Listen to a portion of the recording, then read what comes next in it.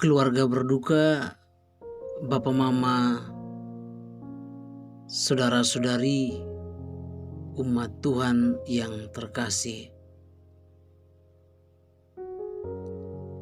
Firman Tuhan mengatakan bahwa kematian itu datang seperti pencuri. Ia tidak memberi salam, tidak mengetuk pintu, tak mengingatkan terlebih dahulu, siap tidak siap, orang dewasa ataupun juga remaja, dari golongan manapun juga, dalam keadaan apapun, pasti juga akan mengalami yang namanya kematian. Dan orang mengatakan bahwa hidup di dunia ini adalah menunggu gilir kematian.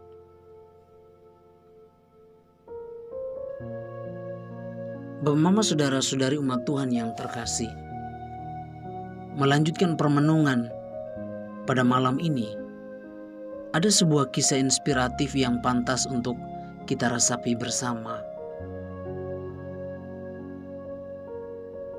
Judul cerita ini adalah orang yang paling penting dalam hidup.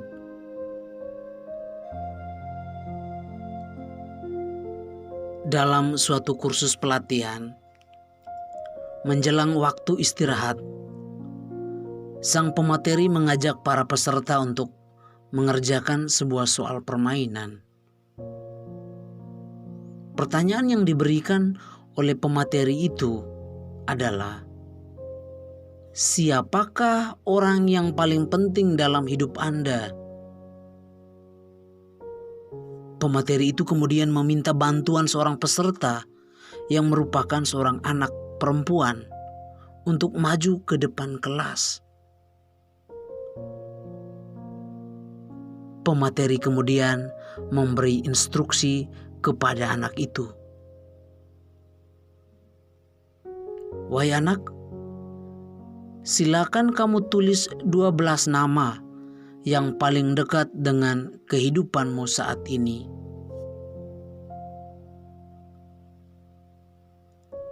Anak itu pun menuliskan 12 nama di papan tulis.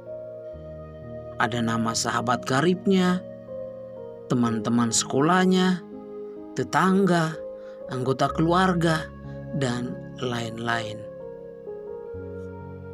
Selanjutnya, sang pemateri mempersilakan anak itu untuk memilih dari daftar nama yang telah dibuatnya satu nama yang dianggapnya paling tidak penting dengan cara mencoret nama itu. Anak itu lalu mencoret nama salah satu tetangganya. Kemudian sang pemateri meminta anak itu untuk mencoret satu nama lagi yang dianggapnya tidak penting dari daftar yang ada. Anak itu pun melakukannya. Kali ini yang ia coret adalah nama teman sekolahnya. Begitu seterusnya. Sampai pada suatu ketika di papan tulis hanya tersisa 3 nama, yaitu nama ibu, ayah, dan nama kakaknya. Ruang pertemuan itu tiba-tiba terasa begitu sunyi.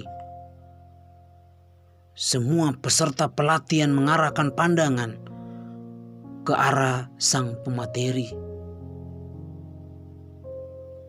Mereka menduga-duga apa yang selanjutnya akan diinstruksikan olehnya. Apakah permainan ini akan dinyatakan selesai dan tidak ada lagi nama yang harus dipilih ataupun dicoret? Keheningan ruangan pertemuan itu menjadi sirna ketika sang pemateri kemudian berkata, "Silakan coret satu nama lagi." Dengan perlahan dan agak ragu, dengan permenungan yang panjang, anak itu mengambil spidol dan mencoret satu nama. Ia mencoret nama kakak kandungnya. Saat ini tertinggal 2 nama. Sang pemateri kembali memberi instruksi.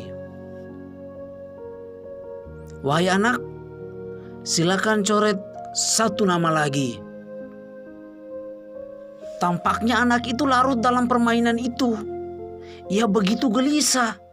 Ia merasa menjadi orang yang penuh dilema. Ia mengangkat spidolnya dan akhirnya mencoret nama pada urutan teratas, yaitu nama ayahnya. Seketika itu isak tangis anak itu begitu histeris. Dalam hati, kenapa harus ada pilihan ini? Saya kebingungan.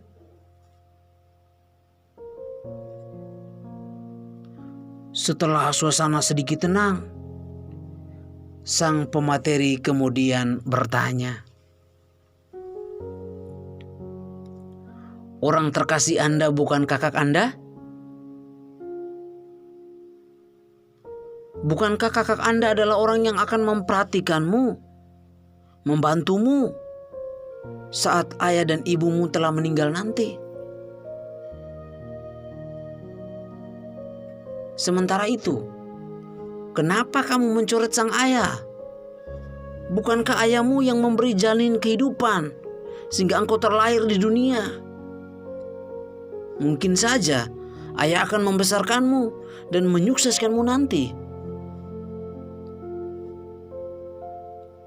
Sedangkan ibumu, kalau ibumu dicoret atau pergi, kamu akan bisa menjadi penggantinya nanti.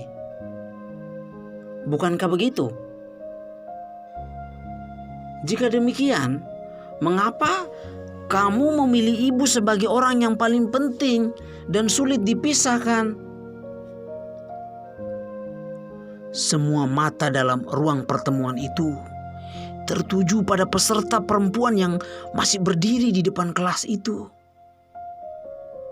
Mereka menunggu apa yang hendak dikatakannya. Anak perempuan itu kemudian teringat akan sebuah syair lagu yang diajarkan oleh gurunya, dan ia pun melantunkan lagu tersebut dengan syair sebagai berikut. Kasih ibu kepada beta tak terhingga sepanjang masa. Hanya memberi tak harap kembali. Bagai sang surya menyinari dunia. Bapak, Ibu, saudara-saudari yang terkasih, mendengar lantunan itu, semua orang di dalam ruangan itu spontan berdiri dan bertepuk tangan. Bapak, Mama, saudara-saudari, umat Tuhan yang terkasih dalam Kristus. Cerita singkat tadi menjelaskan tentang bagaimana harus memilih sesuatu dalam hidup ini, yang mana pilihan itu sungguh memberi kenyamanan dalam hidup kita. Dalam cerita tadi, sang anak terpaksa menghilangkan orang-orang yang sebenarnya memiliki hubungan baik dengannya. Tapi setidaknya ada satu nama yang sangat berarti, yaitu ibu. Dalam cerita itu, sang anak bukannya merasa bahwa orang-orang yang dicoretnya adalah orang-orang yang tidak penting. Tetapi dalam hal ini, sosok ibulah yang sangat berkesan dan berarti dalam hidupnya. Cerita tadi mau mengingatkan kepada kita semua bahwa ibu adalah sosok kasih sejati dalam kehidupan manusia. Ibu adalah orang yang mampu merasakan apa yang dirasakan oleh anaknya. Ibu adalah sosok yang memiliki indera keenam, mampu merasakan secara naluri segala hal yang terjadi dalam diri anaknya. Ibu itu seperti alat pendeteksi. Ia mampu melihat apa yang akan terjadi ke depannya. Ia mampu melihat apa yang tidak dilihat oleh seorang laki-laki atau seorang suami. Ibu adalah sosok yang sangat akrab dengan anak-anaknya. Semenjak melahirkan hingga anaknya menjadi dewasa, ibu adalah orang yang paling dekat dan sangat memahami karakter anak-anaknya. Bapak, mama, saudara-saudari yang terkasih dalam Tuhan kita Yesus Kristus. Bila kita kaitkan cerita tadi dengan sosok mama, kakak, Uma, saudari kekasih kita, Marieta Letekwelan. Ia adalah sosok kasih yang tak terhingga sepanjang masa. Ia adalah sosok ibu yang sangat mencintai dan selalu mendoakan anak-anak dan seisi keluarganya. Seorang ibu rumah tangga yang kuat dan pekerja keras. Ia selalu memberikan yang terbaik untuk suami, orang tua mantu, dan perkembangan anak-anaknya yang tercinta.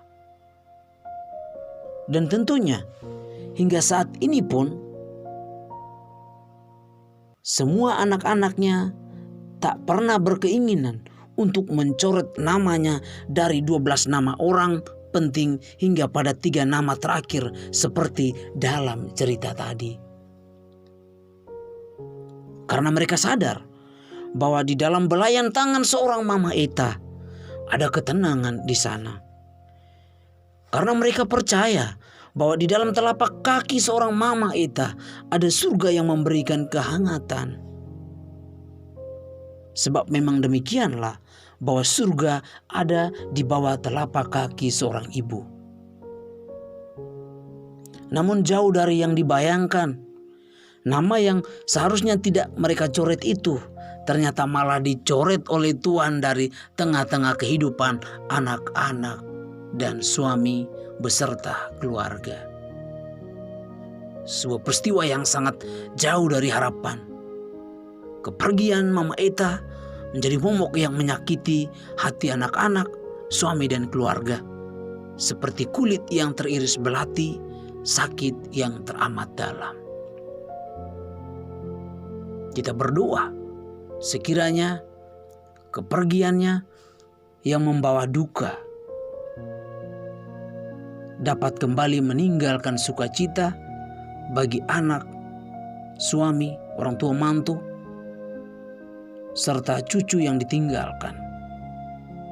Dan sekiranya pula segala amal baik yang pernah dilakukannya semasa hidupnya di dunia ini mendapat balasan setimpal di surga